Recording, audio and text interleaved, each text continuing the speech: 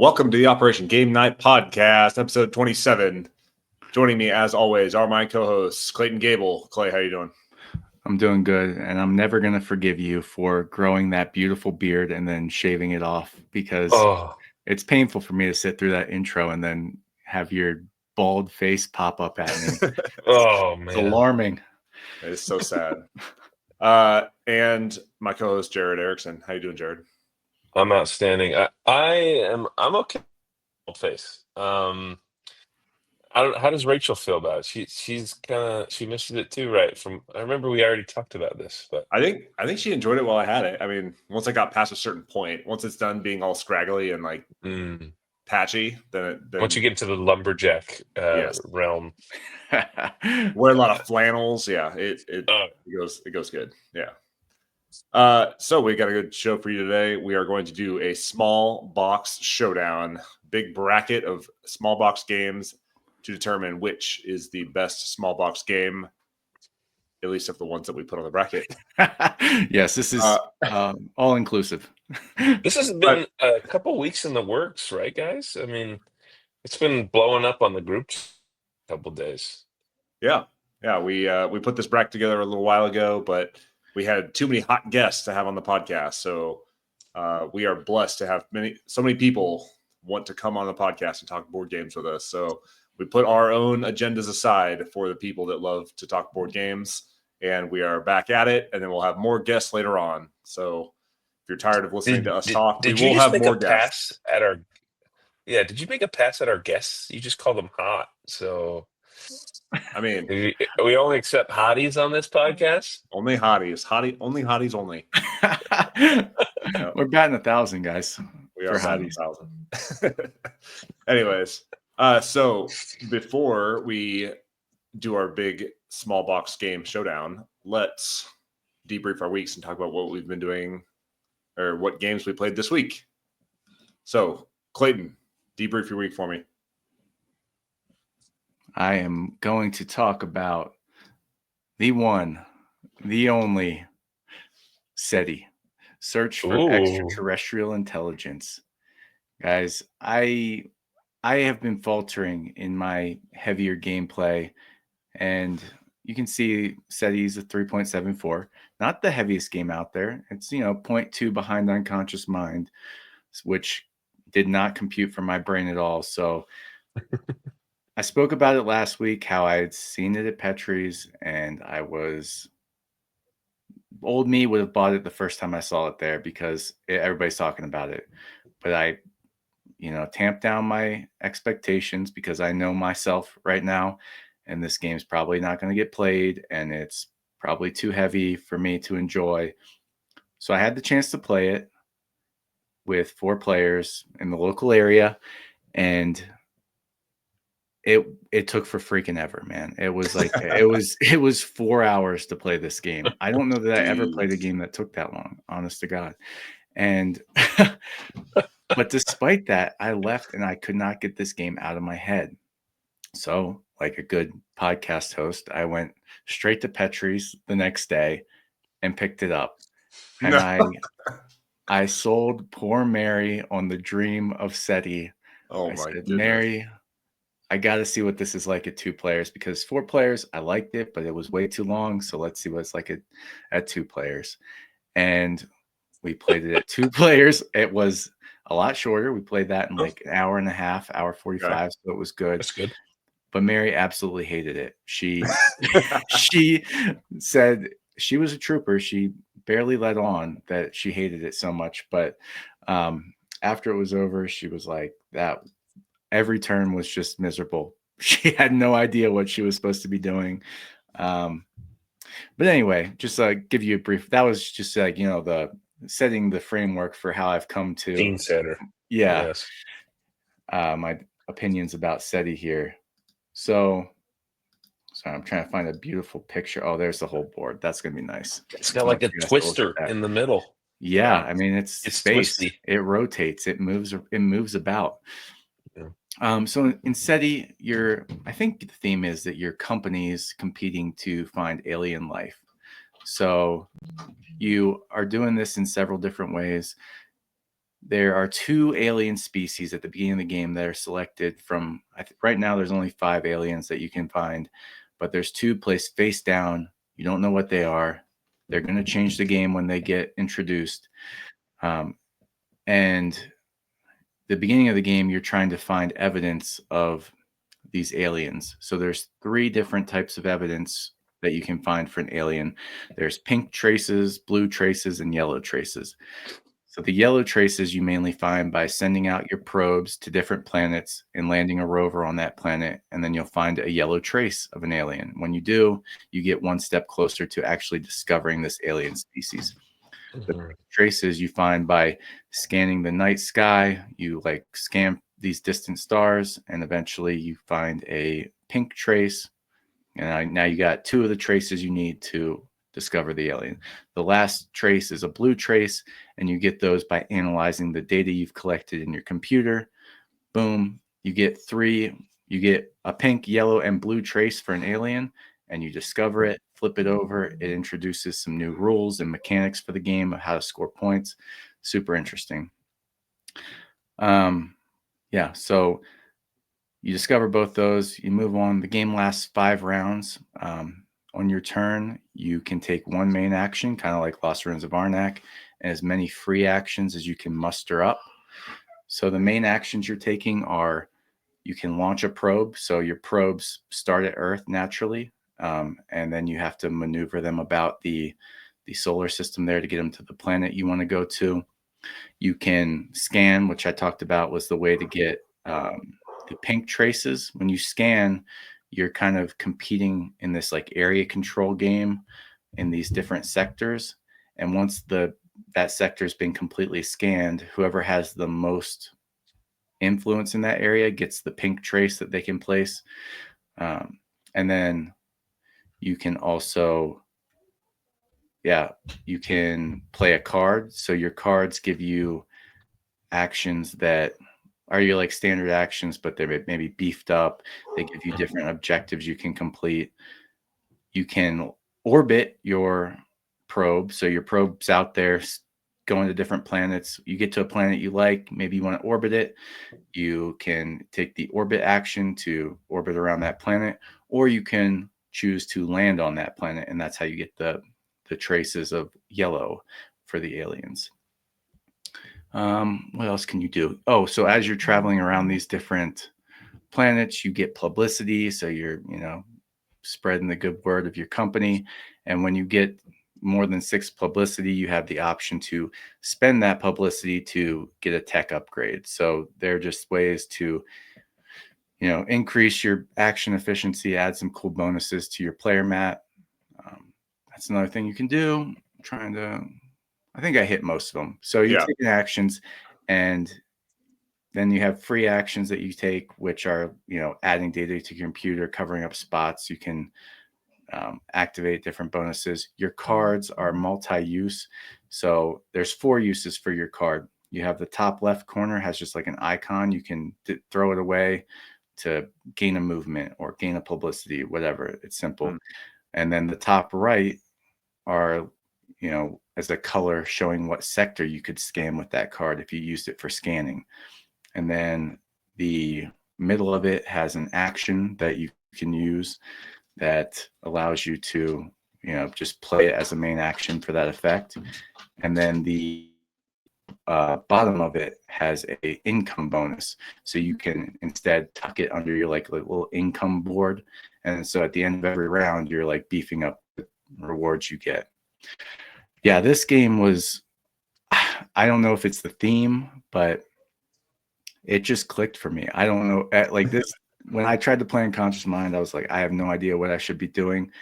But something about playing a theme about trying to discover traces of aliens, like I was just like, all right, I got to get my probe out to this planet. I got to land there. Got to get the yellow trace. Boom, boom, boom. I got to scan this star. I want to get that trace. And it was just so much fun to me to like, and that discovery of the alien and the way it switched up the game was freaking Reagan's in here crying like a baby. Get out of here. Go. What does Reagan think about extraterrestrial life? He's all in. He believes. And I do too now. Now that I've discovered a few. So Really? can you ever just like find the alien in this game, or is it like you're finding traces of them everywhere, and like whoever gets the closest to finding them wins? No, you collectively are finding the traces of the alien. Uh, So maybe I found the yellow trace for this alien, Jared found the blue, and Travis found the pink. Once those 3 different colors have been discovered for the alien, you discover it and you flip it over, That's when and the rules change. the new Like rules. So score. like, one introduced this like push your luck danger mechanism that you had to you could play these cards that would give you sweet end game scoring, but if you played too many, you might lose some points at the end of the game. So, and then they give you new places to place the traces you find to score points. So you're all collectively trying to discover these 2 different aliens. And if you contributed more, you get more of a benefit once they're discovered. But it's awesome, man. I don't know how I'm going to play it anymore, but because Mary, she certainly won't. And I don't know that I'm ever going to try to play it at 4 players, or even 3 would probably be too long. But yeah, for a heavier game, like I just had so much fun with it. And again, I think the theme really helps, but the actions are straightforward. What you can do, it's like launch a probe, land on this planet, scan this sector. But the min-maxing of the different free actions and how you can optimize your turn, and maybe plan for that solar system to rotate at just the right time so that you're now lined up with Neptune and you can get out there, because Neptune has a moon you can land on for like 26 points. And so, which is huge. That's a lot of points. So there's so many ways to get points. It's like a point salad type situation. Everything you do is getting you points and benefits, and you're just trying to maximize everything. Maximize it. Yeah, which usually isn't the type of puzzle I like, but yeah, this one I just had so much fun with, like the main theme and mechanisms of the game that again, it just clicked, and these games don't often do that for me. So I am glad to have this one as like the heavier, and again, heavy's relative. There's games that are over 4.0.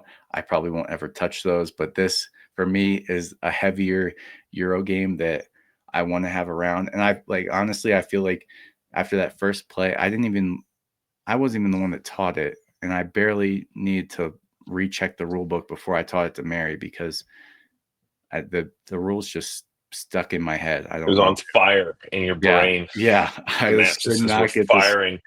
Could not get this out of my head. It's definitely not for everybody. It goes long. It can be AP inducing with all the different ways you can maximize resources. So it can take a while between your turns. Yeah. Clay, can I ask you a personal question? Yeah. You're going to have more opportunity to play this in Colorado or in your future location in Pennsylvania? I don't think either's looking great for me, if I'm being honest. I might have to dip into the solo rules, but then again, that's probably not going to happen either. So I'm going to keep it around for a special occasion when somebody is feeling ambitious and wants to play with me. But hey, I'm foreshadowing my over the fence, but pretty soon we might be all on very similar time zones. So just a little breadcrumb for the listener there. Yeah, but Jared, nice. When you come out here next month, I know we got a short time together. But we do have a small window to actually maybe get something to the table. I am going to Colorado. That's not part of my over the fence. Travis, I am sorry. Wow. Again, enjoy your game weekend. Okay, all right. Oh boy. He's leaving me. I'm going to Colorado Springs. I'm going all the way to Colorado Springs, and then he's going home. Yeah, I can't. He's already going home next week. Yeah, to do the selfish. To do his. We'll get to that later too. A little foreshadowing, maybe for over the fence for Clayton. No, man. I'll bring it up if you don't. Yeah. Don't worry. Okay. All right. Well, Clay, this seems super thematic and a great fit for a Space Force veteran. So thank you for sharing SETI with us. Yep, That of course. Awesome. I And would love nothing more than to play this game with you guys because I think you Once both a- would be geeking out about it. Once a guardian, always a guardian. That's what I right. heard. Fly high. I wish I could do that. Oh, maybe I can. No, Spock? I don't have the dexterity in my hands to make the Star Trek symbol. I have a picture of me with Mr. Sulu. What? Wow. Yeah. No big Nerd. deal. Anyways, Jared, debrief your week for me. Yo, guys, I played the most aroused Gizmos recently on Board Game Arena. You know me. Yep. But can I please take a second to rock your guys' world? Please. Rocket. I have an acquisition to pronounce. No. Uh-oh. Yes. Rebirth. I decided to buy Rebirth. Yes. The way you guys were talking about it, and I just got excited. And That's awesome. I went for it.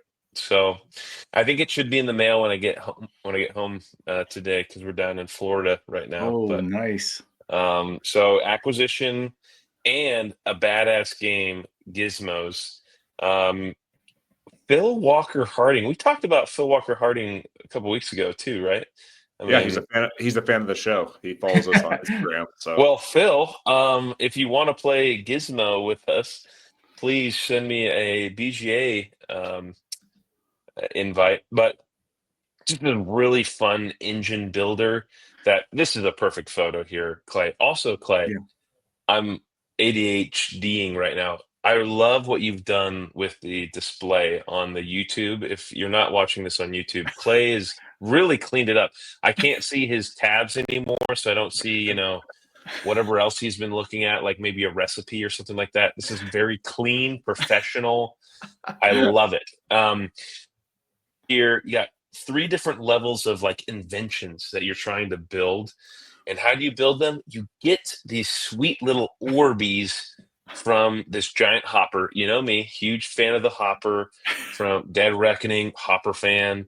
Now you got Gizmos hoppers. So you can pluck these little energy orbs out of the hopper, or there's some actions that let you go, fingers in the top, cookies in the cookie jar, grab a random Orby, right? But it's so friggin' awesome because you can build these gizmos, these inventions, build your engine. So let's say you grab a yellow Orby.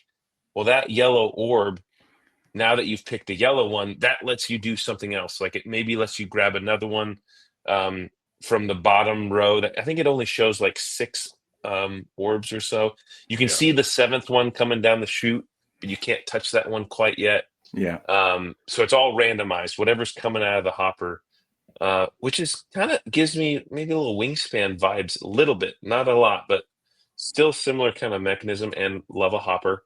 So you can grab those ones, or I'm not sure. Can you grab one? Is that an action? I can't remember.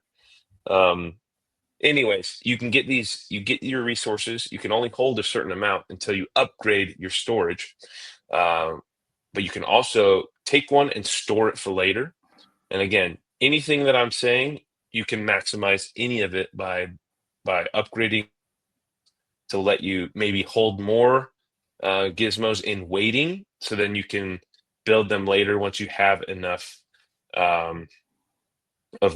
resources. So love the game, huge fan of it. I don't remember who invited us to play that one. It was like the 3 of us, and it was Sam from Mesmer Realms. Ah, nice. Yeah. So I missed him, unfortunately. Apologize. Huge fan of Gizmos. So send me another, Sam. Send me another BGA. I'm down to play. I got rocked. Like I was nowhere near first or second, or I think I came in last. But I had a lot of fun. That spot's reserved for me most of the time. Yeah. You can count on me to be pulling up the rear. So yeah. Well, when I get invited to games, I usually am in the back of the pack. So it's few and far between. But. Yeah, well, I mean, we should give out bonuses on the back of the pack. But that's right. Last thing for my debrief, I I found a friend, guys.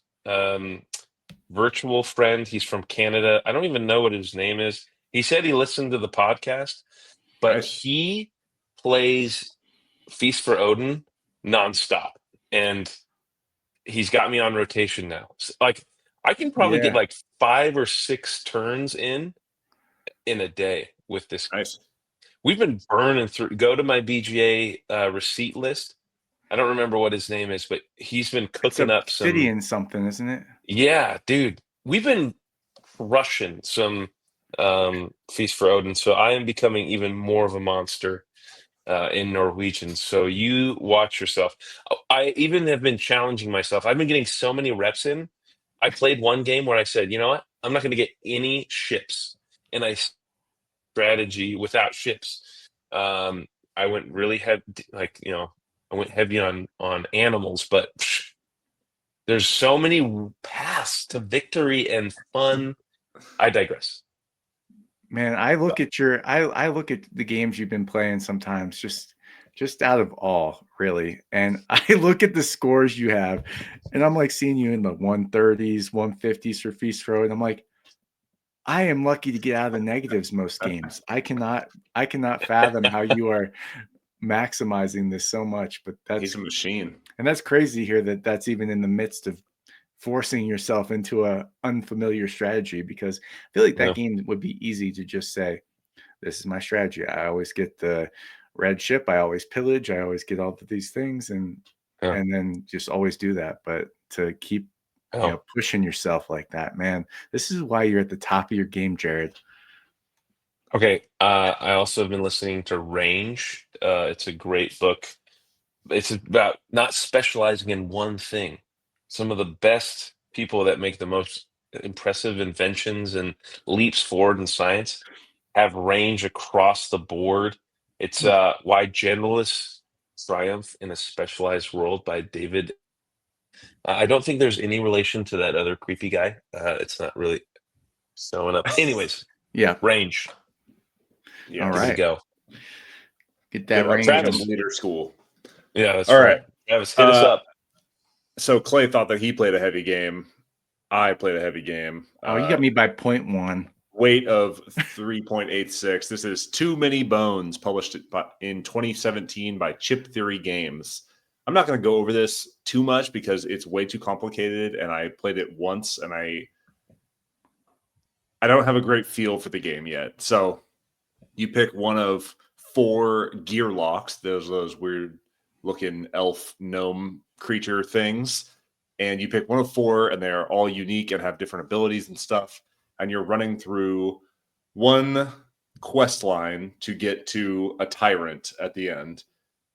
And so what you do is you shuffle. I played it solo, and they have a unique deck of mission cards specifically for solo mode. Shuffle them all up with a tyrant card and a couple of other mission cards, and then you're running through this deck of missions and trying to defeat the baddies to eventually level up your gear lock enough to take on the tyrant at the end. And if you beat the tyrant, then you beat the scenario. And this game is great, mostly because if you're going to play a heavy game, at least for me, I'm going to play it probably solo. And just the organization, click that middle picture at the bottom. Oh, sorry, I was trying to. Yep, that one. The organization in this thing, as with most chip theories, is just perfect. They have these little trays that have all your dice that are color-coded. They have neoprene mats for your player cards that you play on. So those have cutouts where you like slot your dice in for upgrades and stuff. The components are top-notch. All of your enemies that you're fighting are on these nice little poker chips.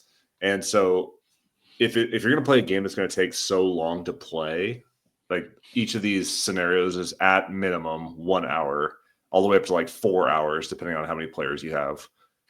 But to be able to just like pull these things out of the box and have them ready to go and ready to rock, and it's super easy to sift through and sort and get ready to play your first round.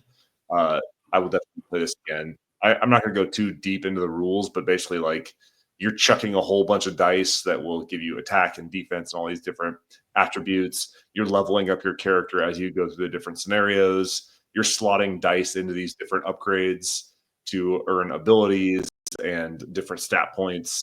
And then all of that is in service of taking on the big baddie at the end and hopefully defeating the tyrant and winning your scenario. So I want to play this again, one, because each of the gear locks is different. I played Picket the first time. I think it's Picket. Yeah, Picket. But there's like Boomer, and Boomer is like kind of glass cannon. She does a bunch of damage, but she has a little health. There's a couple other ones. And then once you get a good feel for the rules, I also have the Undertow and the Splice and Dice iterations of this that have more gear locks and more scenarios and stuff. So I'm kind of bummed that I waited so long to play this because it does have great systems, super enjoyable game. But it's one of those games kind of like Root where like people could get comfortable with like their gear lock and how they level them up and how they like run through these scenarios. So I would definitely want to play it one with more people because it is a cooperative RPG game, and two, I'd like to play this repeatedly so that people could like learn their roles and really like play off one another more. But Too Many Bones, super enjoyable. I've seen this online for like solo play forever, and I was just really intimidated by it. This box itself weighs probably like 10 pounds. It's so heavy. It's not a big box, but it's really heavy because it's got so much dice and so many chips and stuff in it. But yeah, Too Many Bones, super enjoyable. I will definitely give this another shot soon. Hey, so is it a solo mode or is it just like pretty streamlined solo? Like it's kind of designed to do that. So they have a deck of encounters or like encounters. So they have a deck of encounter cards that are for multiplayer, and then they have a deck of cards that's specifically for solo mode. So you take the Tyrant cards and the solo deck that's specifically made for solo play, and you shuffle them together. So it's like a bespoke, hand-crafted solo experience versus like just playing the regular version by yourself. But that's the only change. You just have to add the cards to the deck, but the gameplay is pretty similar. Yeah. Okay. The only thing that you don't get is like there are interplay between the gear locks. So like one of them specializes in healing, and they can heal members of your party. But if you're playing solo, you're basically just healing yourself. So it's not, I don't know. You can't take full advantage of some of their special abilities when you play solo.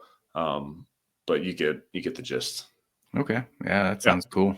I've heard about this being a great solo game too. So yeah. So definitely gonna give this another shot. I'll probably crack open my boxes of Undertow and Splice and Dice. They've been sitting on my shelf forever.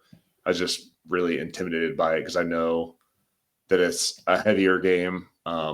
When you open up the rule books, I think the rule book is, well, the actual rules itself are maybe like 23 pages or so, and they're pretty densely packed. Like it's got a lot of rules and some complex systems, and the rule books are kind of vague in areas that they shouldn't be. And people have like published online guides, so I was constantly going back and forth between my phone and the rule book. So yeah, it took some time, and it was definitely just a learner round, but I will definitely be going back to Too Many Bones. Awesome. All right. Are we ready to hit the mission objective? Sorry, I need to do a pause exercise. I apologize, guys. I told you guys this might happen.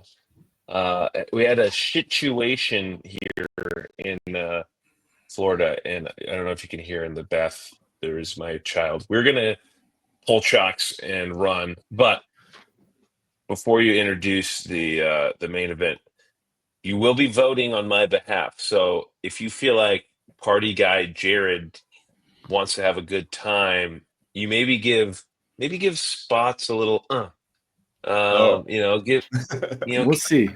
Other, and if you do need to text me in while I'm driving from Florida back to Alabama, please text me in. If there's a deal, if there's like a tiebreaker that you just need me, give me a call. Okay. Perfect. But anyways, I love you guys. We'll see you next week. All right, boss. Bye. All right, let's hit the mission objective, which is our big bracket of small games. So, Clay, go ahead and explain the criteria for the bracket and how we're going to do this. Well, criteria was that the boxes need to be relatively small. I think we said, like, the for sale size box is kind of our upper bounds. Don't hold us to that, because there might be some on here that snuck through, but we pretty much just started texting all of our favorite small box games, and we were going to do 16, but then we had so many more we liked, so we got up to a 32 small box bracket, and we are going to just keep comparing and eliminating until there is only one remaining as Operation Game Night's premier small box game. If you can only have one, this one is going to be the best, because it's got a lot of formidable opponents to go up against here.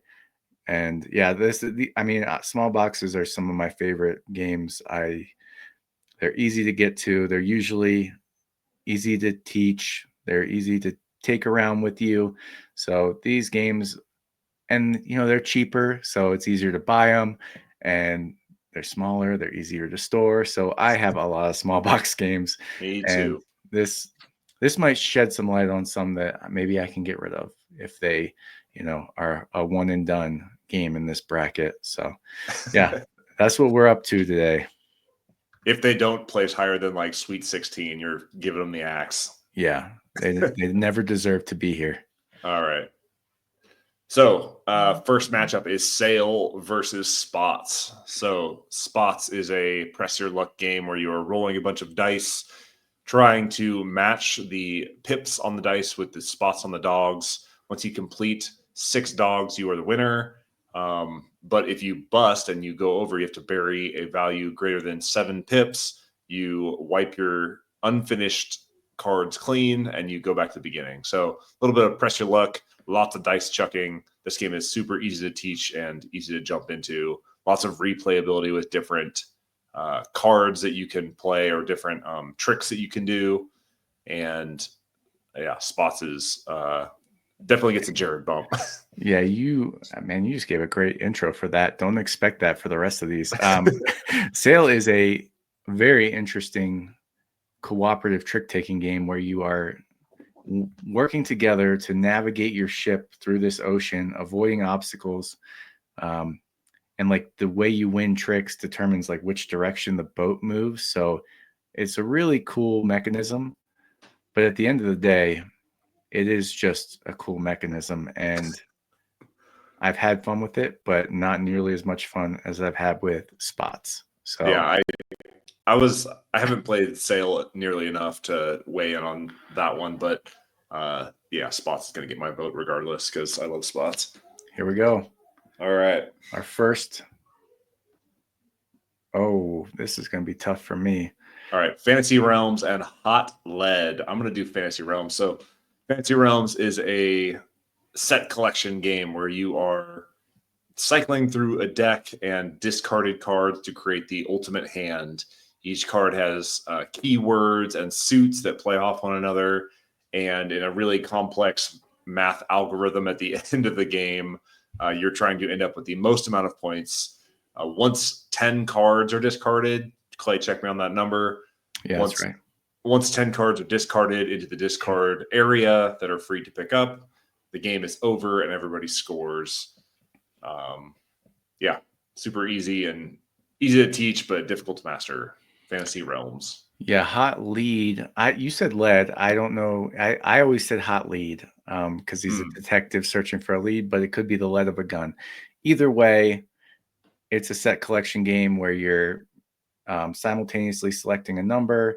You flip them over. Whoever has the highest number gets the card furthest from the deck. The lower number gets the card closest to the deck. So you're trying to, position the card you place where you might want to collect the evidence from.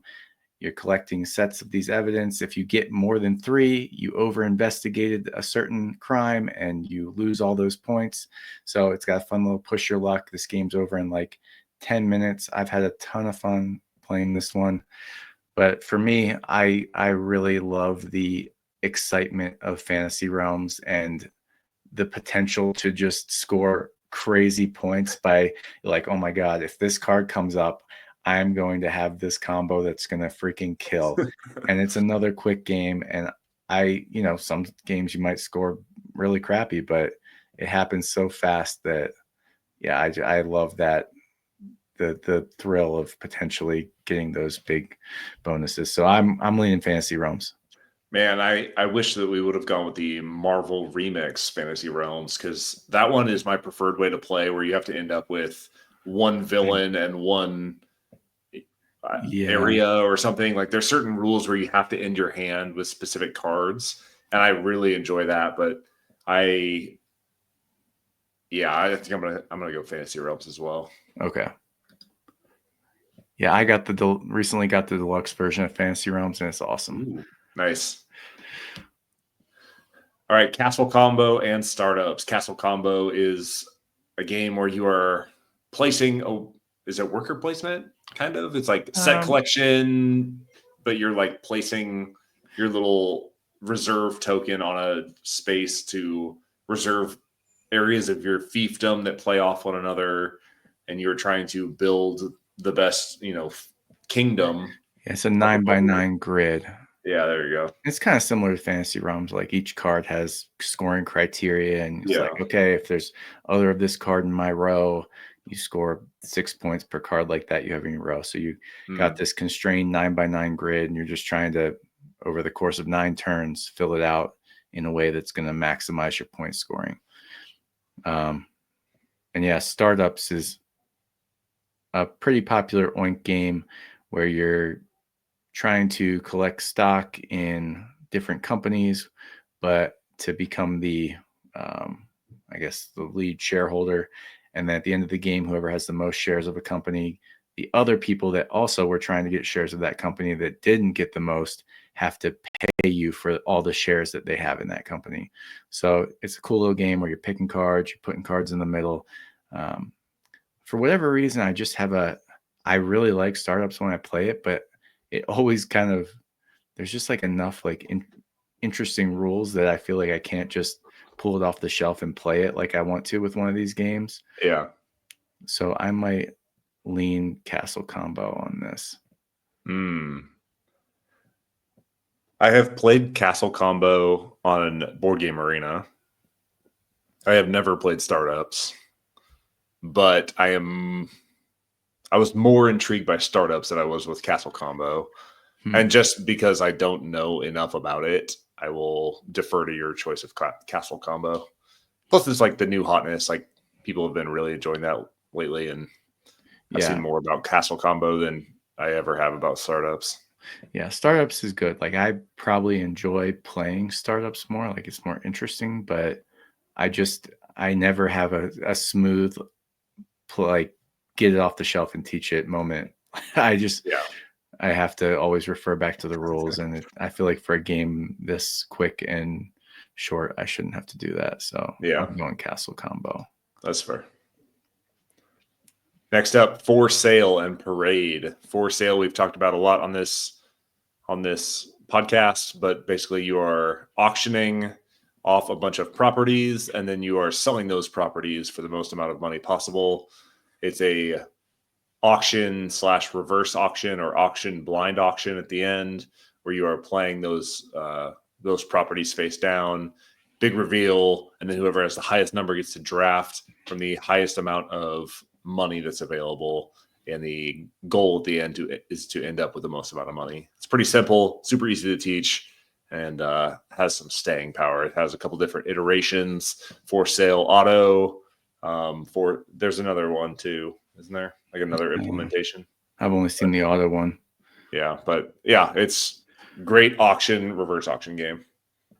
Yeah, Parade is a game where you're trying to get the lowest amount of points, so you don't want to be collecting cards. And there's this big long line of cards of Alice in Wonderland people out there.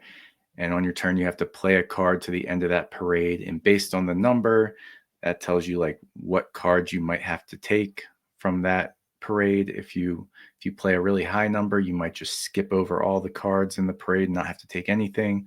Whereas you play a low number, you only have to take cards that are lower than it. that are still out there. So it's got some interesting choices. Another great card game that's like 15, 20 minutes long. So I can't in good conscience not pick For Sale. I mean, I really like Parade, but For Sale has been a staple for us. Yeah, so I'm all in on For Sale. We'll bang that one. Nice. Gnar versus Regicide. Man, I will go with, I'll describe Regicide. So Regicide is a kind of boss battler type game that you are playing with a standard deck of cards where each of the suits that you are playing does different things, whether it's multiplying attacks or healing yourself or doing these different things to take out the face cards within a deck of cards, and is quite challenging. It says it right there on the box, a challenging cooperative card game, super unique, really interesting, and it comes in a standard deck of cards. You can play this game without buying the official Regicide, but it has the awesome artwork that comes along with it. Yeah, if you have not played Regicide, I strongly recommend that you give it a shot. Or they even have a companion app that you can play solo on your phone, which I love. Yeah, Gnar is just, it's an engine building game. You're collecting Vikings of different colors. The more Vikings you collect of a certain color, the more benefits you get when you collect a new Viking of that color.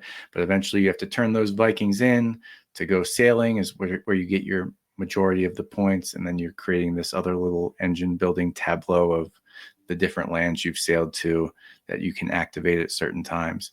I thought this game was interesting at first. I haven't really came back to it. I fell back to good old Marvel Splendor when I want my engine building fix. So for that reason, I think Regicide is super cool and innovative. And even though I haven't played it in a long time, I still want to play it. So yeah, I love Gnar. And like you said, it was like touted as like the Splendor killer. Yeah. And there is some really cool dynamics to it where you're like trading in resources to go sail and explore new lands. But Regicide is something that if we're talking about small box games, this is the smallest box because it's literally a deck of cards that you can carry with you. As long as you know the rules, Regicide is a fit in your pocket, go anywhere type of game. And I've probably played it far more than I have Gnar. So I'm going to go with Regicide. All right. Skull and Cockroach Poker. So couple bluffing games. Yeah, Cockroach Poker is a bluffing game where you are passing these different creatures around. It's kind of like That's Not a Hat, where you say this is a toad, and if it's not a toad, or the person can accept the card or not accept the card and pass it along if they don't accept the card. And eventually it's going to have to get to a point where somebody has to make a decision on whether to keep the card or not.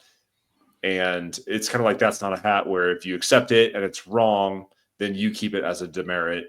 If you deny it and it's not the right card, then you pass it back to the person that sent it to you. And whoever gets, 3 or 4 of one of the suits, they are out and they lose and everybody else wins. So it's a bluffing game, very much in the same vein as That's Not a Hat, Cockroach Poker. Skull was Jared's entry, and I've only played this game once, so I don't know that I can do it justice with the description. I don't know if you can, Travis. I know there's coasters, and you're trying to bluff about them. I honestly, Skull, having just played Cockroach Poker, I think that it's far better implemented in something like That's Not a Hat. And I know that there's a lot of love out there for Skull, and that you can literally go to any sort of bar or pub and play it with a set of coasters and pass them around. I think I'm going to go with Skull. I can't argue. Let's roll. And I know Jared probably would too. So for his absentee ballot, we'll go with Skull. Yeah. Oof. Colorado or Mountain Goats. Mountain Goats is a press your luck game where you are charging your mountain goats to the top of these different hills that correspond with different dice rolls. And it's 2 to 12, 3 to 11. Yeah, I think with the expansion it goes up to more than that, but Okay. 12 is the standard game. Yeah, but basically one goat can be at the top to earn points. There's a certain number of bonuses per mountain that you're climbing, and basically you're trying to knock each other off. It's like multi-lane king of the hill, where you are selecting the number of dice that you want to contribute to send these goats up this hill and earn the most amount of points by the end of the game. Mountain Goats is an all-play game that fits in their tiny boxes, so it's like 4x4x2 maybe, and it's a great press your luck game, kind of like a can't stop. Yeah, Colorado is a game where you are trying to collect sets of different colored chameleons, and you do that by on your turn either taking a pile of chameleons that's already out, or you can draw a card, but then you don't get that card. You have to play it to one of those other piles. So you run the risk of making a pile more intriguing for other players, or maybe you're mean and you know that somebody really wants the 2 blue chameleons. So you put a red on there, which you know they don't want, because at the end of the game, you can only score up to 3 different sets of chameleons. So if you collect more colors than 3, some of those colors are going to be negative points for you. And it's an interesting, very interactive game. I like it a lot. I also like Mountain Goats a lot. I'm going to have to, I know, Travis, have you even played Colorado? I have not. I was going to lean heavy into Mountain Goats, but. Well, since I'm up in the air, I will yield it to Mountain Goats on this one. Because I mean, if you really have a strong argument for Colorado, please weigh in. I could go either way on this one. So I'm going to go. I played Mountain Goats more, and I really like it. But yeah, Colorado's great. Hate to see it hit the losers bracket so early, but here we go. Got some tough matchups. Like, I mean, they're all good. Yeah. This is all right. This is a bloodbath. What? Yeah, Tiny Epic Game of Thrones, Ice and Fire versus Coup. That's COUP. Tiny Epic Game of Thrones is a lot of game packed into a small box. It is a area control. It is a bluffing, bidding, press your luck. It is so much game packed into a tiny box. And I wish that I had played it more before we started talking about this as a small box game. But I was just impressed, like reading through the rules and playing half of a round, because it gives the sense of a much grander game in such a small package. You are going around, you're traveling to these different areas of the 7 kingdoms, you're controlling castles. The more castles you control, the less gold you can have. The gold is used to, pay off armies and to pay off your opponents, and you can block people from taking actions. And it's a little bit of like input randomness, because you are rolling dice at the beginning and drafting those dice to take actions and blocking actions. There's so much game packed into this game, and I wish that I had played it more. And I'm a little nervous of what your argument is for Coup. My argument for Coup is as follows. I have not played Coup in probably 3 or 4 years, but in the first 2 years I was getting into gaming, this game was easily the game I played the most. I played this with everybody all the time, hundreds and hundreds of plays. You're trying to lie to each other, call each other out. You got assassins. You're trying to, just manipulate each other's minds in a 5 to 10 minute game. And my argument here is that Coup, while Tiny Epic Game of Thrones does fit in a small box, it does not have the spirit of a small box game. And for that plucky fight of a true blue small box game that can be taught and played in 15 to 20 minutes, I would go with Coup. But yeah, I mean, if I'm picking up a small box game, I want it to last no more than like half an hour. Yeah. And I think that Tiny Epic Game of Thrones, like, you're signing up for a much larger game, although it is miniaturized and it can fit in a small box. It is a much larger game. So I just wish that I had more experience with Tiny Epic Game of Thrones before we came on this podcast, because I would love to talk about it and wax poetic about how great it is and how easy the rules are to learn. But I don't think that's the case. So I'm happy to defer to Koo if that's the way you're leaning. That's the way I'm leaning. All right. Oh shoot, we're going this whole side. Can we switch sides? I don't think so. I don't know how to do that. All right, spots or fantasy realms. I am gonna go with spots. I love Press Your Luck. It's a great mechanic. The artwork is super cute and it's very clear when you have a winner. Fantasy realms, you have to use a app to decide like what your score is. You can total it up yourself, but it's much easier to just scan it into the app. So I'm gonna go with spots over fantasy realms. I will reluctantly concede as well, because I know Jared would also. All right, castle combo or for sale. Clay, start us off. I mean, I'm pushing for sale. I've just had way too much experience with it. It never misses. It's always good. Castle combo is a new commodity. It might get there someday, but I don't know that it's ever going to have the magic that for sale's been able to bring to the small box game space. And it was our standard for the size of box that we were looking to beat. So, I'm going to go for sale. Castle Combo was, although I've only played it virtually, it did not particularly stand out to me. All right, we got Regicide and Skull. Man, I wish I knew more about Skull. I know Jared loves Skull.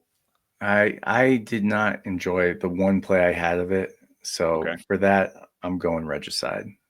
I have a lot of love for Regicide, so I think I'm going to go with Regicide. Sorry, Jared. Oh, Mountain Goats and Coup.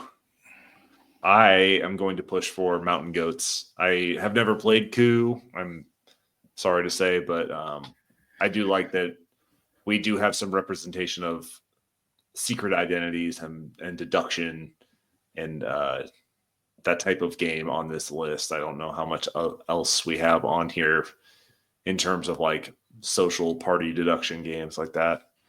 Yeah, I'll also go with Mountain Goats as well.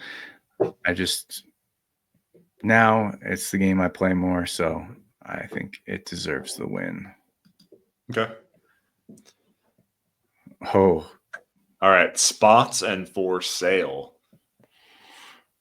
Clay, I'm going to let you go first. I don't know what I want to say. What are we in the quarterfinals here? Yeah, I think so. Yeah. Oh. Spots is great.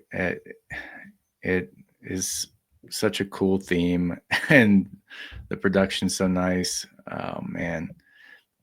But I mean, I can't.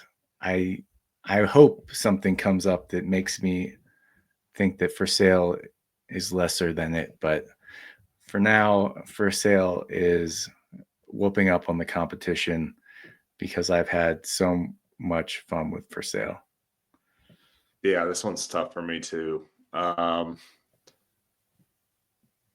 I think that we're going to get a lot of representation on Press Your Luck on the other side of the bracket as well. And I'm trying to balance like pushing mechanics versus pushing games that I just like love. And I love both of these games. For Sale and Spots have both held a special place in my gaming experience, but I have had games of Spots that go on forever. Yeah, that's been my one beef with Spots. That's a chink in its armor. Yeah, I think specifically for that reason, I'm going to go with For Sale, because Spots, you get that one bad game where people are like just either pushing their luck too hard or they're not pushing it hard enough. Yeah. And then you just get stuck in this loop of like a never ending game of Spots. So I'm going to go with For Sale. That's a good argument there. Oh. All right. Regicide and Mountain Goats. Clay, what you got? I would have to go with Mountain Goats on this one, because I've played more Mountain Goats than Regicide, and I really like that the decision of what dice to use and the freedom to combine them in any way you choose, pretty much, to pick the different tracks you go up. Do you want to shoot up the values at the end? They're going to give you those really high point totals, or do you take your time and move up the middle, maybe get some real space between yourself and someone else so you can just keep ripping those point tokens off the top of the 7 track? Like, there's some cool decisions to be made, and like in timing with compared to other people and mountain goats. And yeah, I haven't played Regicide enough to say that I like it more than mountain goats. Regicide is unique in that it's so challenging. It's really difficult, and it takes a lot of effort and maybe luck to win a game of Regicide. Mountain Goats is unique in that it's like multi-tier, press your luck, like racing to the top. You get to the very end when you know the score is tight, and you're like just so anxiously rolling those dice and picking which one you want to keep or which ones you want to use to charge up the right tracks at the right time. And the timing is important. I wish I had played Regicide more multiplayer, but I have not. So I am going to defer to Mountain Goats, although I do love Regicide. There we go. And now the semifinals of the left side of the bracket here for Sail and Mountain Goats. I feel like the last matchup was way more difficult. I think if I had to pick over these two, I'm 100% taking for Sail. Yeah, I'm going for Sail as well. Mountain Goats is interesting and fun and a tight little good time, but for Sail, just those 2 phases of auctions just really put it over the edge, because even if you get some crappy cards in the first half, if you play them right in the second half, you can still maybe come out on top.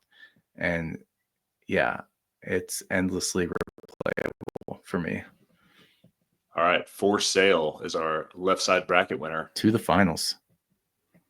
All right, next station, Tokyo and Hive Pocket. Clay, which one do you want to talk about? I'll talk about Hive. Hive's an abstract game. You got these critters with special powers. You're trying to position them on the board to surround the other person's queen. And yeah, it's a very abstract game. That's what you're getting. It's 2 players. And I've had a good time with it. I haven't played it in a while. Yeah, but definitely like the smallest of the small boxes. Like it comes in just a couple of little tokens, and it comes in a little bag. Next station, Tokyo, is a flip and right where you are starting at different stations that have symbols on them. You are flipping cards to decide which symbol you are drawing a line to from your starting station, and you are trying to earn points by crossing rivers, going through tunnels, meeting up at these like special destinations.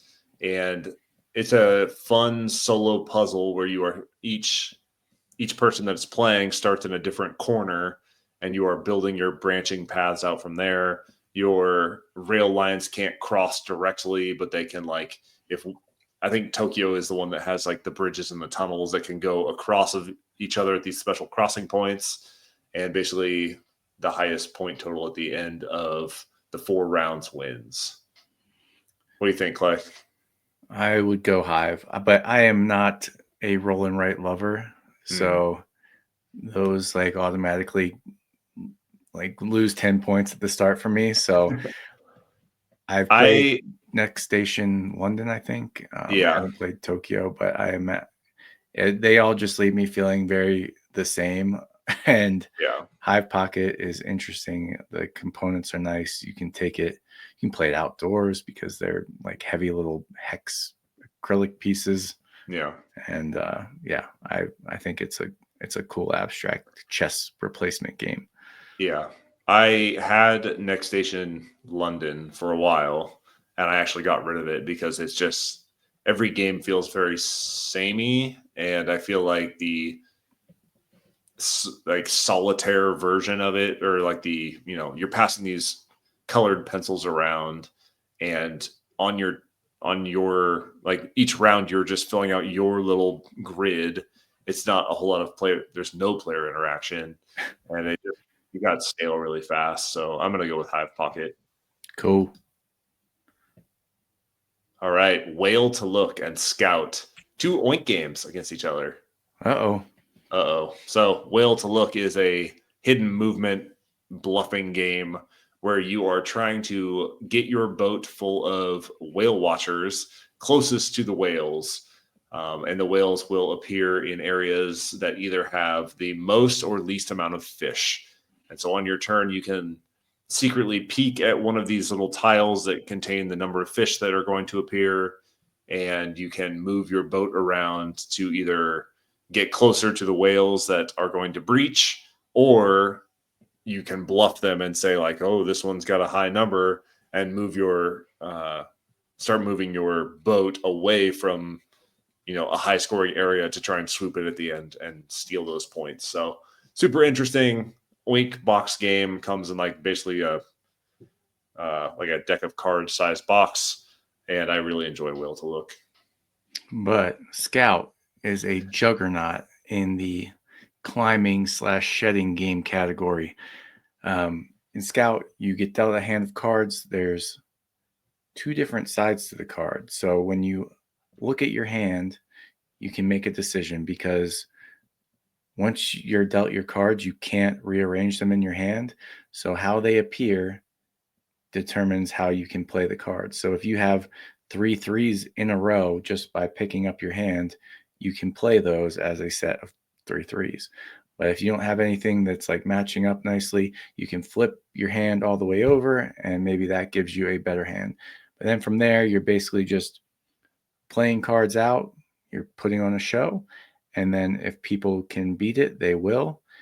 Or if it's your turn and you can't beat it, you can scout from the show that's in front of you. So you can take one of those cards and insert it into your hand to try and make those runs or sets that are going to help you out later on, getting rid of all your cards. So it's super interesting game, take on the shedding, climbing type games. I've never played Whale to Look, but I do know that Scout is a great game.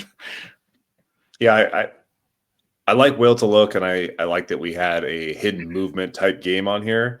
But Scout is just unbeatable. Like the unique style of trick taking that you're playing is just like, when it clicks with people, it really clicks, and people are like, holy smokes, this is what trick taking is. So, or could be. And I think Scout is more like redefining of a genre, and I'm going to have to go with Scout. All right. Scout it is.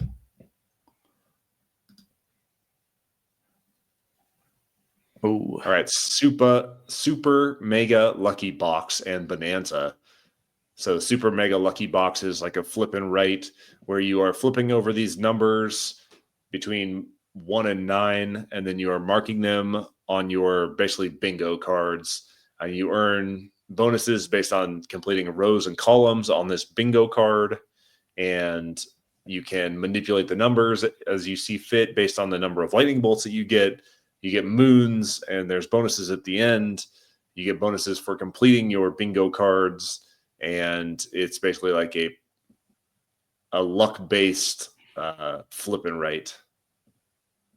Okay. Well, Bonanza is Uwe Rosenberg's bean trading card game that also has a hand that you have to pick up and not move anything around in.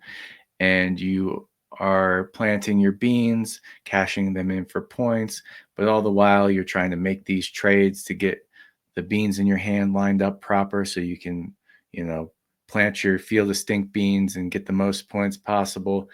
Lots of fun and excitement over negotiating. I played Super Mega Lucky Box. It's fun. It's a cool take on bingo, very approachable for people who might not be that into board games. But if you're asking me what I want to play and would have more fun with, it's Bonanza. Yeah, I'm going Bonanza. Okay. Biblios and Lost Cities Roll and Write. Lost Cities Roll and Write is similar to Lost Cities, where you are rolling a bunch of dice that have symbols and colors on them. As the roller, you pick one symbol, one color, and that's the track that you are moving up. Once you start a track, you're in the negatives, and you have to work your way up to the positives. You're earning bonuses by crossing these bridges, and the game ends once all of the bridges are crossed, or somebody gets to the top of a certain number of tracks. I can't remember which, and you are totaling up your points to see who is the winner. You have your kind of like relics that are like that you earn as you cross bridges and do different things, and then you have your passes where I can't remember what they call them in game, but if you're passing on any of the dice, you can just scribble that one in. Again, it's another track to move up. Super interesting. I love traveling with that game. It's a great travel game. You can play it poolside or whatever, and it's always enjoyable. So Lost Cities Roll and Write. Yeah, and Biblios, the theme is ridiculous. You're like monks doing something, but the mechanisms of the game are really fun.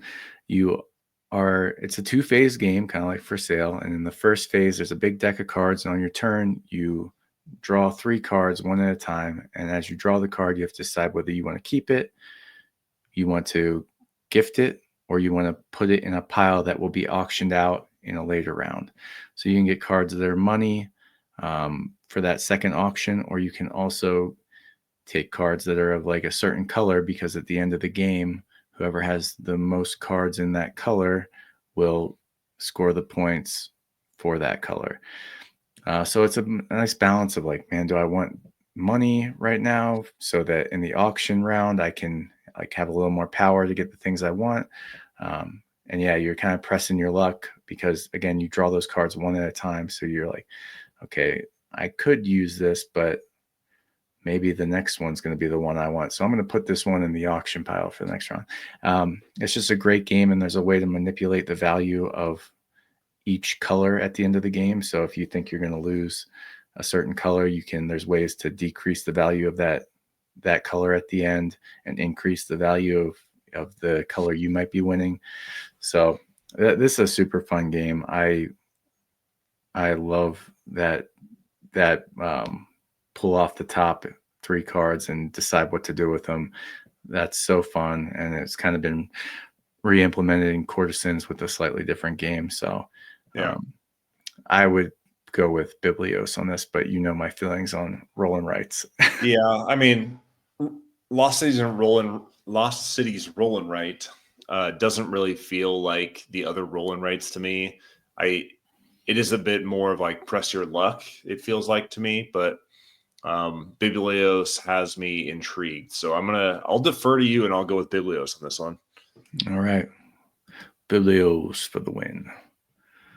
Oh, dang. Wow. Who did the seeding on this? We got Ink and Gold and Sea Salt and Paper. Oh, man. So Sea Salt and Paper is a set collection game in a little tiny deck of cards box, basically, where you are either pulling cards from one of the 2 discard piles or 2 from the main draw pile, picking one and placing the other down to one of the discard piles. What you're trying to do is you're trying to gather sets that earn you points, whether it's a set of a certain icon like anchors or seashells or penguins or whatever it is, or you are gathering cards that in a set when played will earn you points and give you special abilities, whether that's taking another turn, stealing from another player, drafting a card straight from the top of the deck, etc. Gorgeous handmade origami art on all the cards. It's super easy to learn and teach, and plays pretty quickly. It's got a little bit of a press your luck type mechanic at the end of the round, where you can either say like hard stop and end the round immediately, or you can say last chance and potentially earn a little bit of an extra bonus if you end up on top. So Sea Salt and Paper is a great travel game. Yeah, Ink and Gold has really been surging for me lately. It's a push your luck game. I love those. You're all deciding how far into this temple you're willing to travel. There's a deck of cards that have danger in it, and they also have gems. So every turn, a card's flipped over. If it's gems, you divide it up amongst everybody that's still in the temple, and they all get their fair share. And if it's danger, well, that sucks. Now you have decisions to make, because if you draw the same type of danger card later, everybody that's in the temple loses all the gems they've collected. So you're trying to make a decision about how long you want to stay in the temple, because as people start dropping out, now you don't have to divide those gems up amongst 5 people. You can get all 15 gems to yourself. So the longer you stay in is good. But then when you leave, you also get to pick up the leftover gems. So like whatever gems weren't equally distributed get left on the trail, and the people that leave get to pick those up. And now all those gems and the ones they collected are safe. Yeah, it's super fun push your luck game. But at the end of the day, Sea Salt and Paper on multiple occasions introduce this to people, and they buy it for themselves and love it. Yeah. And I love it. It's a great game. But don't sleep on Ink and Gold just because it got knocked out in the first round. It got a bad draw on Sea Salt and Paper. That's a tough matchup. Yeah. Yeah, I'm going to go with Sea Salt and Paper.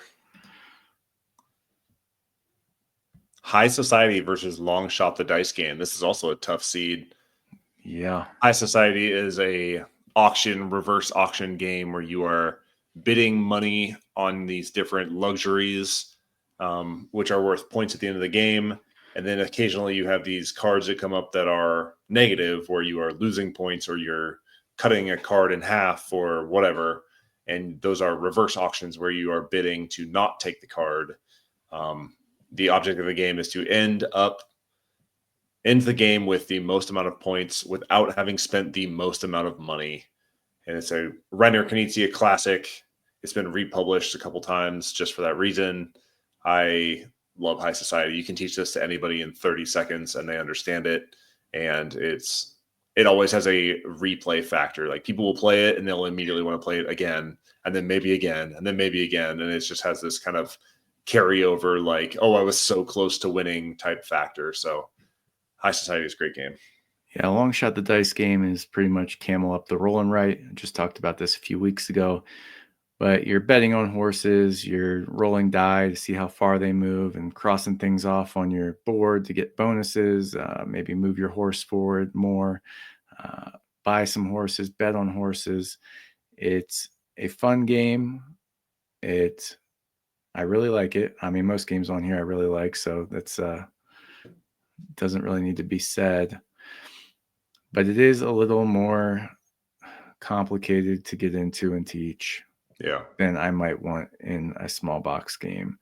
And High Society, when we played this at Dice Tower West, and I ranked all the games we played, all 20 games that weekend, High Society was the number one that stood out. And I've had fun playing it since. Just another great auction game from the good Dr. Knizia. So I would lean High Society. Yeah, I think I'm going to go with High Society as well, just because Long Shot takes longer to play, longer to teach, and it's got a little confusing mechanisms in there. All right, no thanks, and That's Not a Hat. That's Not a Hat is a bluffing memory game where you are passing cards around that have random objects on them, and you are trying to keep track of where these objects are in this pile that is circulating. You have one in front of you that is stagnant and one that is moving, and you can never have multiple cards in front of you at a time. Although I played it wrong the first time and I had lots of big stacks of cards. But so That's Not a Hat is just a memory bluffing game where you're trying to pass off objects on to other people without earning demerits by guessing wrong or not knowing what is being passed to you. Super quick and easy and a great party game. No Thanks is the reverse auction game where you have these beautiful black chits. You get a whole bunch of them, and you're trying not to score a lot of points.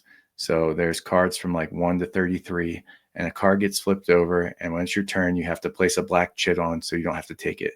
So it just keeps going around the table. Everybody's putting chits on, boom, boom, boom. Eventually, somebody's like, they either don't have chits anymore, or there's enough chits on there that they're like, whatever, I'll take the card. And, and you also get the chits that are on it, which the chits are worth points at the end of the game, like positive points instead of the negative ones of the cards you've taken. But the cool part is that if you create a run, you only score either the lowest or highest number in that run. So if I had the lowest, so if I had 31, 32, and 33, I would only lose points for the 31. So if a 30 came up, it creates these cool situations where nobody wants that freaking 30, but it's only good for you. So you can just let the thing keep going around the table, milking all these chits from people, and eventually take it. But you don't know how many chits other people have. So if you push it too long, somebody might take it. And, it's just a fun, quick game that with a lot of sweaty chits in your palm. And I would lean towards no thanks. I think That's Not a Hat is like a fun party trick where I play it just for a laugh, but I don't actually like enjoy the game of it that much. But it is always fun and funny.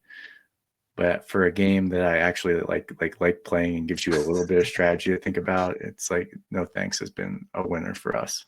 Yeah, there's more game in No Thanks than there is That's Not a Hat. And while I have not played That's Not a Hat competitively, it's mainly been for fun at family get-togethers and, at the end of the night. I do prefer No Thanks. So I'm going to go with No Thanks. All right. Last one. Critters at Air, Land, and Sea, Critters at War, or Reiner Knizia's Poison. Air, Land, and Sea is a war card lane battler where you are playing cards, these different arenas. The one that we have on the YouTube is the Critters at War, which is kind of a cutesy version, but they do have World War II versions of Air, Land, and Sea. They also have Spies, Lies, and Supplies, which is another kind of expand alone version of this game where you're playing these cards to these different theaters of war, and each card has a special ability that will allow you to look at your opponent's other card, to look at their next card they're going to draw, to cancel out the effects of one of the other lanes. I think these cards have some really unique interplay that makes this game pretty interesting to me. And you could play this many, many times and come up with unique combinations of what these cards can do to one another to keep it fresh. So, I really enjoyed this game. I've only played it a couple times, but definitely a unique lane card battler, kind of like a shot and Totten type thing where you're trying to win these different arenas. So, that's Air, Land, and Sea. Yeah, I recently just played this like 2 days ago with Mason twice, and I remembered how well designed this game is. It's super impressive. Yeah. But Reiner Knizia's Poison is a lot of fun. It is another game where you don't want to take cards, but there's a twist. So there's 3 pots in the middle, 3 different colors, red, blue, and green. No, red, blue, and something, another color, purple. And on your turn, you have to play a card to one of the pots. And if ever the value of cards in the pot goes over 12, you've exploded the pot and you have to take all those cards from the pot. And at the end of the round, you lose points for all the cards you have. However, if you gathered the most of a certain color, you don't lose points for those. So there's a certain point where it's like, okay, I already have a bunch of blues. I'm okay with exploding the blue pot and I'll just keep taking those, but I'm not going to mess around with the red and purple pot anymore. But there are these green poison cards that if other people catch you tripping like that, they can put these green cards in any color pot, and the green cards cannot be getting rid of. So, and they're worth double negative. So there's these poison cards. You can poison. It's a lot of fun. People are like, oh my God, I don't want to be the one that burst this pot. It's been sitting at 12. Somebody's going to do it. Who's going to do it? Boom. Oh, crap. I took the freaking 6 red cards. So, yeah, I've had so much fun with poison. They're very different games, so it's hard it's hard to pick. But I think we need a lane battler, a 2-player lane battler to move on. Okay.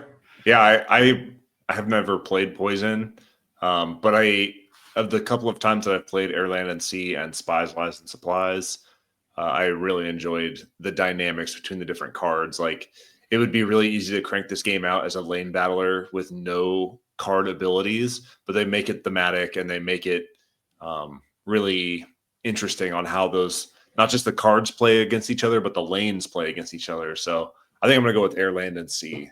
All right. I support that. All right. We're back up top. Hive, Pocket, and Scout. I'm going Scout. Scout it is. Abstract games just aren't my thing. So Hive Pocket is great and unique though. Yeah. But Scout is just like has wow factor to it. All right, Bonanza and Biblios. I know which way that Jared would lean, and he's gonna dive in hard on Bonanza, but I would lean Biblios, so I'm gonna leave it up to you.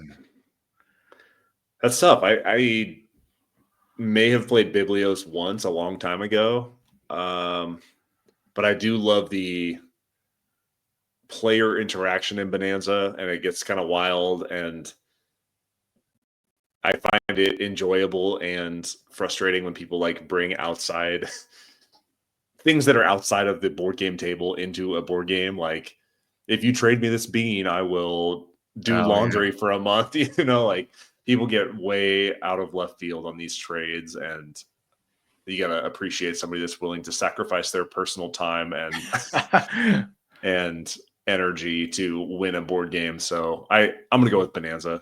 I'm thinking for Jared too. Might as well. Ooh, Sea, Salt, and Paper versus High Society. This is a tough one. I'm kind of at a loss. What do you think?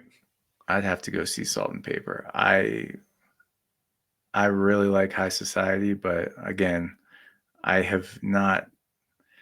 just had so many people that have introduced us to that have been like, oh, get on Amazon, let me get that game. Like, you know, and I haven't had that with High Society. I have fun playing High Society, probably just as much as Sea, Salt, and Paper, but I think Sea, Salt, and Paper is more flexible. It plays at 2 players really well and plays at 4 players really well. High Society, you can't even play at 2 players, and it's better at the higher player counts. So I like the flexibility and the fun of Sea, Salt, and Paper. Yeah, the player count is a big one, and also the artwork in Sea, Salt, and Paper is just phenomenal. Like, the handcrafted origami it's special. It feels different. So I'm going to go with Sea, Salt, and Paper. All right. No Thanks and Air, Land, and Sea. Man, I do love Air, Land, and Sea, but it's definitely not as memorable as any game of No Thanks. Like, No Thanks is so tense, and although you do have sweaty chits in your hand, like, they're sweaty for a reason. Like, this game is like white knuckle, like, please don't take that card. I really need it to start buying down on some of these runs. You can kind of bluff a little bit. It's got just a little bit of everything that is great about a trick taker, an auction game. It's got, it's hard to find faults in No Thanks. I think I'm going to go hard in on No Thanks. I'm right there with you. Okay. Scout and Bonanza. I'm Team Scout on this one. I enjoy Bonanza to a point, but at some point the incessant trading, or like, it starts to bog the game down. Yeah. And Scout runs clean and smooth all the time, and is always freaking good. Bonanza has not gotten a run it back from Rachel, and Scout has, so I'm going to go with Scout. Scout advances to the semifinals. That's right. Sea Salt and Paper and No Thanks. Man. Oh, man, this one's tough. Oh. I kind of want to vote Sea Salt and Paper just because I would love to see a Sea Salt and Paper and Scout showdown in the finals. But No Thanks is also just so good. I would go Sea Salt and Paper. Oh, man. It's a tough one. What would Jared say? I think Jared might go No Thanks. I think he would too. I'm gonna go with Sea Salt and Paper just so that we can have the discussion between Sea Salt and Paper and Scout. All right, here we go in the semifinals. Scout and Sea Salt and Paper. What do you think? This is kind of shocking me here. I mean, I really like Scout, but I think it appeals to a certain audience, people that are inclined to like these types of classic type of card games with a twist. And if you're that person, this game is really going to sing for you. But Sea Salt and Paper, I think, appeals to a wider audience with its presentation and with its mechanisms. You know, I got 2 crabs. I can play 2 crabs. All right, now I'm collecting little fishies in my hand. I think it's been more widely received for me. Like, I would pull this out quicker around people than Scout. I would have to know the people I was playing with enjoyed that type of game to play Scout. But Scout just feels like so different than any other trick taker that you're playing, right?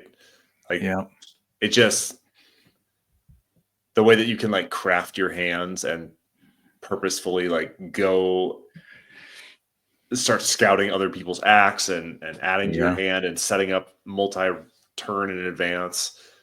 Sea Salt and Paper is great. Set collection is great. There's a unique mechanism where you get 4 mermaids and you win the game automatically, which I love. Always adds a thrill to it. Yeah. Man. Honestly, I think Sea Salt and Paper has like just enough unique mechanisms thrown in where it's not just set collection, right? Like you get to a certain number of points at 5, 7, whatever it is, and you can like claim last chance versus stop. So I think just because they added in those couple of unique things, like the twist at the end, I'm going to go Sea Salt and Paper. Wow. And now for the final. Wow. For Sale versus Sea Salt and Paper. My heart is telling me For Sale. I am endlessly charmed by those little properties that you're bidding for and trying to decide the right moment. There's way more to it than you would think. I mean, the bid you set is strategic. You know, you take a big jump hoping that a bunch of people pop out before it comes back around to you. So there's so much to think about in both the phases, and it's quick. And I love auctions. So For Sale is my winner.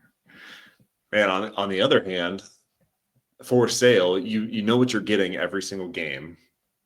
Sea Salt and Paper, like you can vary your strategy between games, whether it's like collecting a certain set, whether you're just trying to slam through as many fish as you can, or maybe you're going for all 4 mermaids, or like it feels very different when you play it with more players and you do less players. And while it does scale appropriately, like your strategies can change.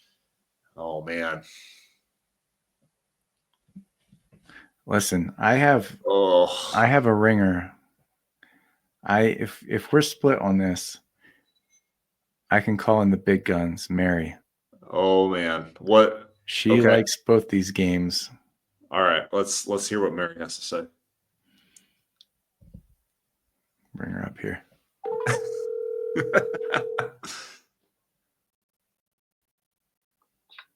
Hey, Mary, This is important. You're on the podcast for 1 second. Okay. We are at the finals of our small box bracket, and the 2 games that have risen to the top are For Sale and Sea Salt and Paper. And Travis and I cannot decide. So Wow, it's tough. we're phoning you in. I might say Sea Salt and Paper just because we've played it more recently.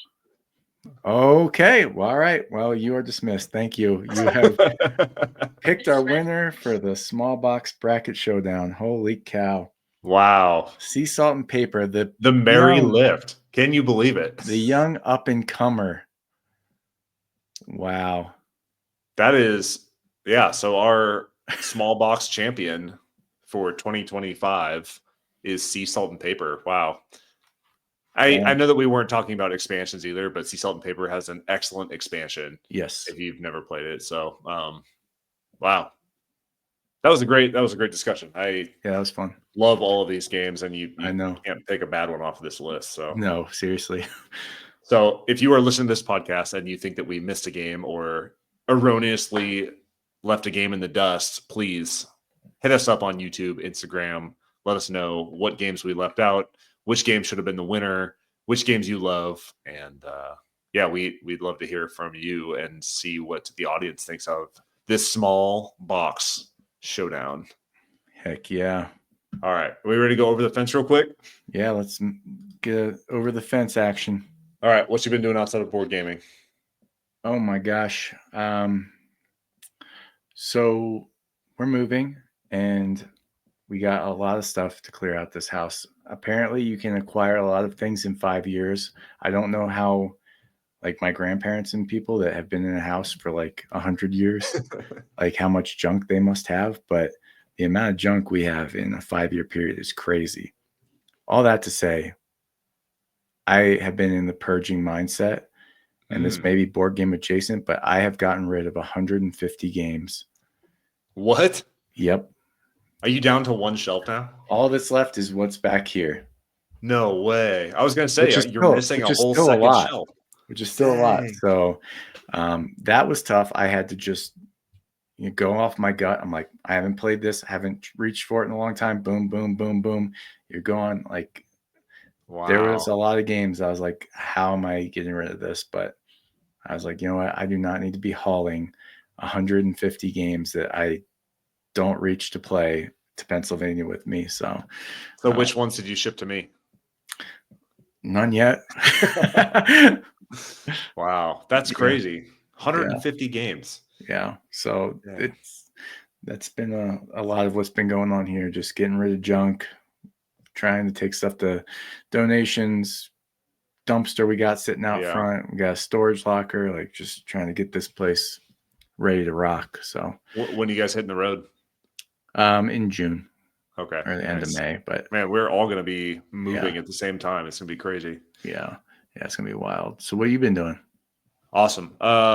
So we were going to go to Budapest this weekend, but our family came down with a cold that I think was brought into the house by little baby Gwen. They'll do that. She got her CDC cold. So, we kind of got taken out this week, but I have been reading a book that I want to shout out. It's called An Odyssey, A Father, a Son, and an Epic by Daniel Mendelsohn. And this guy, Daniel Mendelsohn, he writes a bunch of like opinion pieces and essays and poetry, and he writes for the New Yorker, and he writes for all these like these opinion pieces and critiques and stuff. And most of his books are collections of these essays that he's written. But An Odyssey is about the book, The Odyssey, and how he used it later in his father's life to connect with his dad. It's a really good book, and it's kind of told in the same way that The Odyssey is by Homer, where it kind of jumps around in the timeline, where he'll kind of wrap back in onto important details. He kind of jumps around in the timeline and builds up this relationship with his dad. And really what it is, he's drawing parallels between Odysseus and Telemachus, which is Odysseus' son. Yeah. And Telemachus is the main character at the first 4 books of the Odyssey, where he is venturing out to go find his dad that has been missing for 20 years at this point in the Trojan War. And Odysseus is out there wandering and lost, and he's, trapped on the Nile with Nymphos and all this stuff. And he's kind of using it like this guy never really understood who his dad was until he started to connect with him over these epics, right?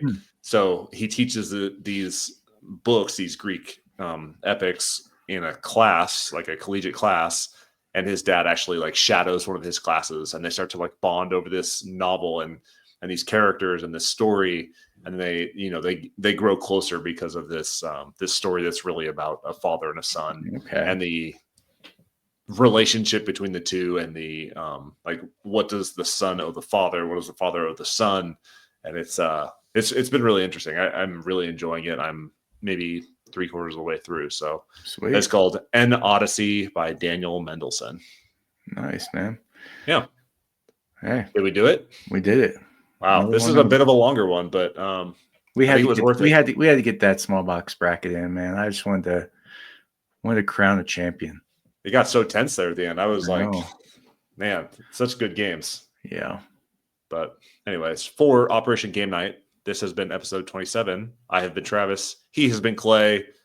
Thank you, Jared, for joining us at the beginning, and we're out.